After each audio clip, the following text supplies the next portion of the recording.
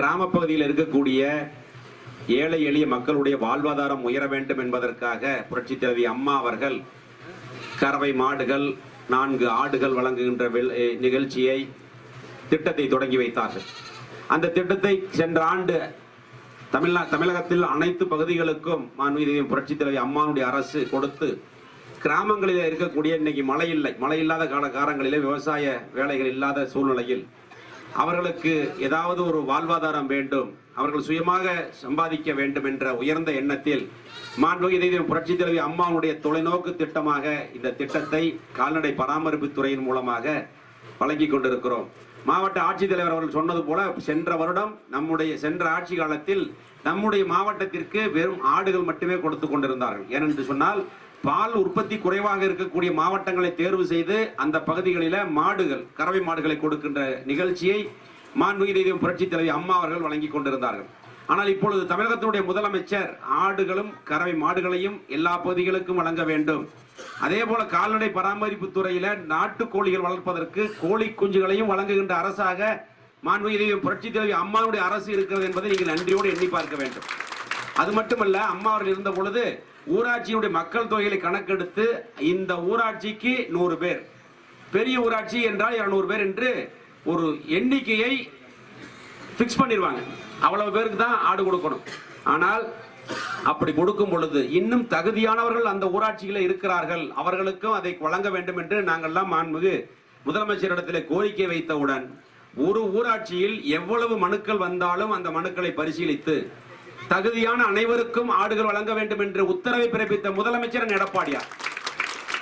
ஏனென்று சொன்னால் அவரும் கிராமங்களில் இருந்து ஏழை விவசாய குடும்பத்தில் இருந்து கிளைக்கழக செயலாளர் இருந்து இன்று முதலமைச்சர் வரை உயர்ந்திருக்கக்கூடிய மாண்பு முதலமைச்சர் அவர்களுக்கு தெரியும் கிராமங்களில் என்ன பிரச்சனை வரும் என்பது தெரியும்.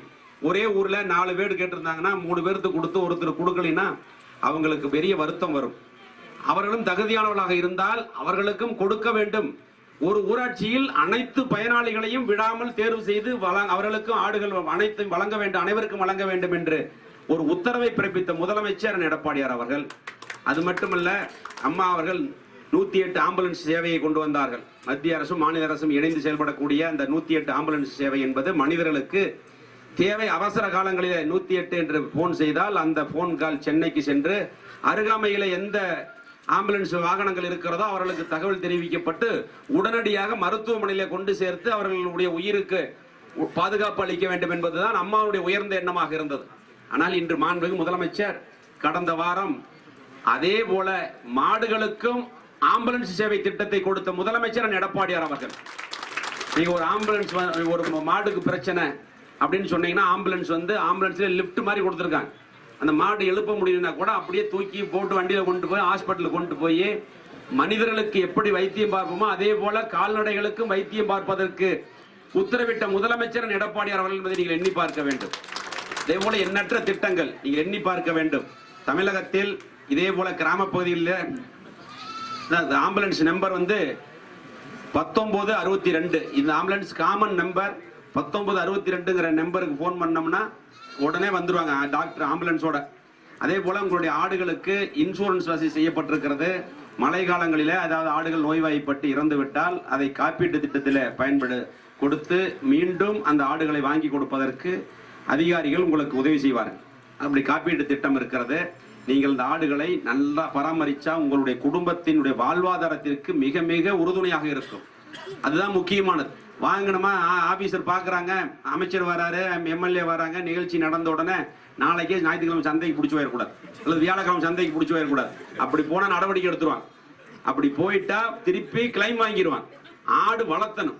எதுக்காகனா உங்களுடைய வாழ்வாதாரம் குடும்ப வருமானம் பெருக வேண்டும், உங்களுடைய குழந்தைகளுக்கு நல்லா படிக்க வைக்கணும், உங்களுடைய சொந்த காலில் நீங்க நிக்கணுங்கிறதுக்காகத்தான் 4 ஆடுகள் நான் கொடுத்திருந்த. ஒரு ஆடு கொடுத்தேன் எங்க பஞ்சாயத்துல. அந்த குடும்பத்துல அந்த அம்மா ஆடு மேய்க்கிற வேலை தான். இன்னைக்கு கிட்டத்தட்ட 20 ஆடுகளுக்கு மேல வச்சு வளர்த்தது ஒரு பட்டி ஆடை இருக்குது.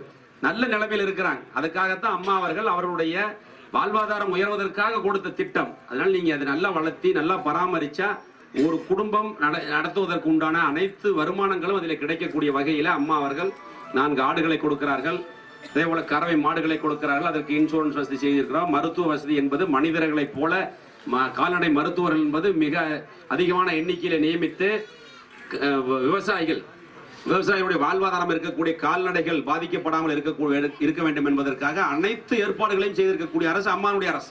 இந்திய துணைக்கண்டத்தில் எந்த மாநிலத்திலும் இல்லாத வகையில் அனைத்து துறைகளிலும் முன்னோடி மாநிலமாக தமிழகத்தை உயர்த்திய பெருமை புரட்சி தலைவி அம்மா அவர்களை சாரும்.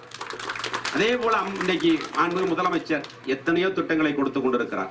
5 லட்சம் பேருக்கு முதியோர் உதவித்தொகையும் விதவைகள் உதவித்தொகையும் வழங்க வேண்டும் என்ற ஒரு சரித்திர சாதனையாக ஒரு அறிவிப்பை வெளியிட்டு இப்பொழுது மனுக்களை பெற்றுக் கொண்டிருக்கிறோம். நம்முடைய மாவட்டத்தில் கூட முதல் கட்டமாக 8000 பேருக்கு முதியோர் உதவித்தொகை கொடுத்திருக்கிறோம். 29,939 பயனாளிகள் தேர்வு செய்யப்பட்டு வீட்டுமனை பட்டா, விவசாய உபகரணங்கள், முதியோர் உதவித்தொகை, அதே போல அந்த மருத்துவ காப்பீட்டு போன்ற திட்டங்களினால் அவர்களுக்கு அந்த பயன் சென்றடைகின்ற வகையில் நம்முடைய மாவட்டத்தில் 23,939 நபர்களுக்கு அந்த திட்டத்தை கொடுத்திருக்கிறோம். 5 லட்சம் பேருக்கு முதியோர் உதவித்தொகையும் விதவைகள் உதவித்தொகையும் மாதம் 1000 ரூபாய் வழங்குவதற்கு உத்தரவிட்டு தமிழகத்தில் இதுவரை 1.25 லட்சம் பேர் பயன்பெற்றிருக்கிறார்கள். இன்னும் 2வது கட்டம் இருக்கிறது. இந்த ஊராட்சி சிறிய ஊராட்சியாக இருந்தாலும் 90 நபர்களுக்கு முதியோர் உதவித்தொகையை சென்ற வாரம் நாங்கள் கொடுத்திருக்கிறோம். இன்னும் யாராவது விடுபட்டு இருந்தால் அவர்களும் மனுக்களை கொடுத்தால் தகுதியானவர் அனைவருக்கும் அந்த உதவித்தொகை வழங்கப்படும் என்பதை இந்த நேரத்தில் தெரிவித்துக் கொள்கிறேன்.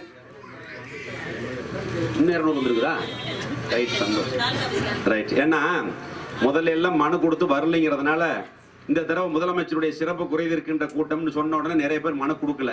ஏன்னா கொடுத்து கிடைக்காம போயிருமோ, எத்தனையோ தடவை கொடுத்துட்டுமே. இந்த தடவை அப்படியெல்லாம் இல்ல, தகுதியானவர்கள் அத்தனை பேருக்கும் முதலமைச்சர் அந்த உதவித்தொகை வழங்க வேண்டும் என்று உத்தரவிட்டு இருக்கிறார்கள். அதன் அடிப்படையில் உங்களுடைய மனுக்களும் பரிசீலித்து அந்த உதவித்தொகை வழங்கப்படும். அதே போல ரேஷன் கார்டு, பச்சை கார்டு, வெள்ளைக்கார்டுங்கிற ஒரு பிரச்சனை இருந்தது. பச்சை கார்டுக்கு மாதம் 20 கிலோ அரிசி கொடுப்பாங்க, பருப்பு, பாம் ஆயில் இதெல்லாம் வாங்கலாம். வெள்ளைக்கார்டுக்கு சக்கரை மட்டும்தான் வாங்க முடியும். எதற்காக என்றால் வருமானம் அதிகமாக உயர்ந்த நிலையில வசதியானவர்களுக்கு கொடுக்கக்கூடிய வெள்ளைக்கார்டு. அது கிராமங்களில் நிறைய பேர் தெரியாம ஏழைகள் கூட அந்த கார்டு வச்சுக்கிட்டு மாற்ற முடியாம தடுமாறிக்கிட்டு இருந்தாங்க.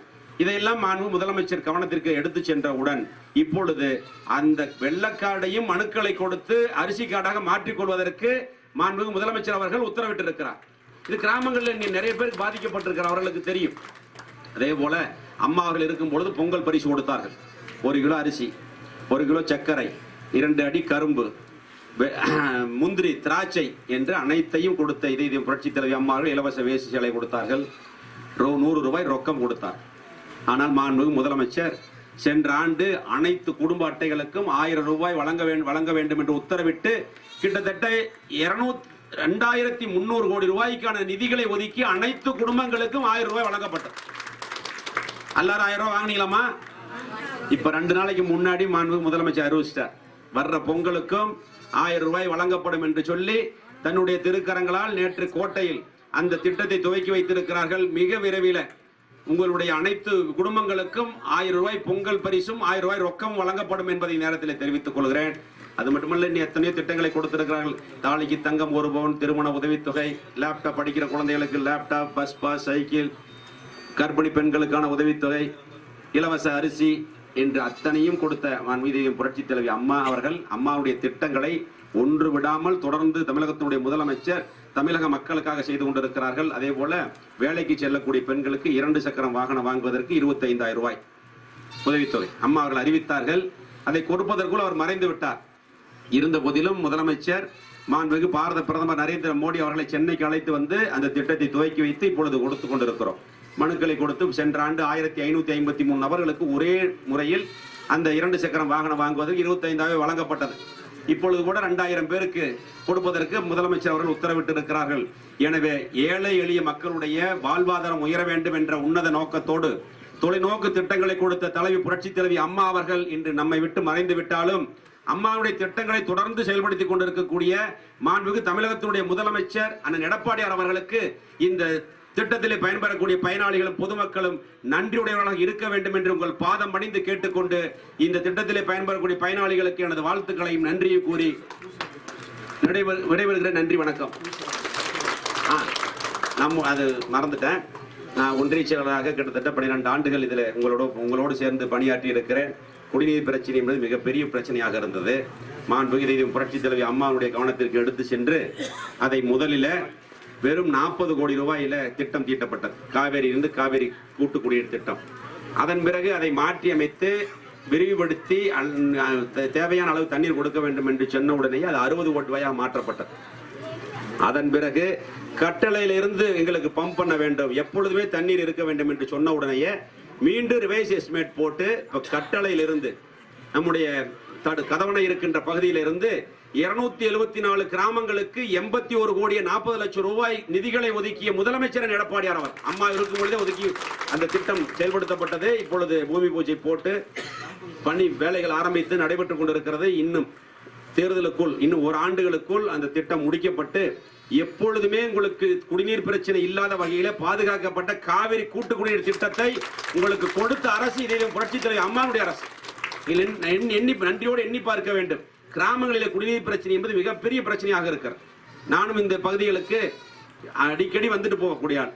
அதனால தண்ணீர் பிரச்சனை இருப்பது என்பதை அன்பு அம்மாவிடத்திலும் அன்பு முதலமைச்சரிடத்திலும் கோரிக்கை வைத்த உடனேயே 81.4 கோடி ரூபாய் 82 கோடி ரூபாய்க்கான திட்டங்களை கொடுத்திருக்கிறார்கள். அதே போல அரவக்குறிச்சிக்கு 250 கோடி ரூபாய் திட்டம், காவிரியில தடுப்பணை கட்டுவதற்கு 500 கோடி ரூபாய், புதிய தாலுக்கா என்று புதிய மருத்துவமனை 300 கோடி ரூபாயில என்று கேட்டதையெல்லாம் கொடுத்த அரசு. இதை புரட்சித் தலைவி அம்மாவுடைய அரசு என்பதை நீங்கள் நன்றியோடு எண்ணி பார்க்க வேண்டும்.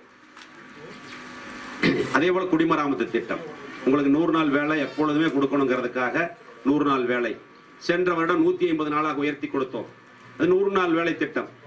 அது மட்டுமல்ல, குடிமராமத்து திட்டம், ஏரிகள் குளங்கள் எல்லாம் தூர்வாரப்பட்டு தண்ணீரை சேமித்து விவசாயிகளுடைய வாழ்வாதாரம் உயர வேண்டும் என்பதற்காக அற்புதமான திட்டங்களை கொடுத்த முதலமைச்சர் எடப்பாடியார் அவர்கள் என்பதை பயனாளி நன்றியோடு எண்ணி பார்க்க வேண்டும் என்று உங்களிடத்தில் அன்போடு கேட்டுக்கொண்டு நன்றி கூறி விடைபெறுகிறேன். நன்றி, வணக்கம்.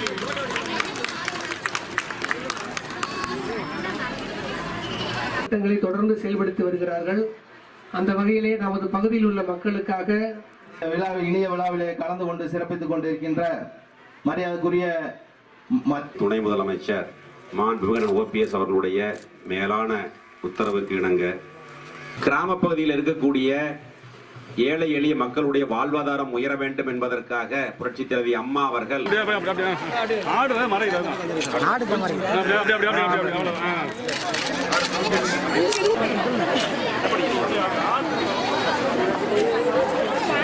சரவணா கொஞ்சம் நம்ம கொஞ்சம் மறைக்கணும்.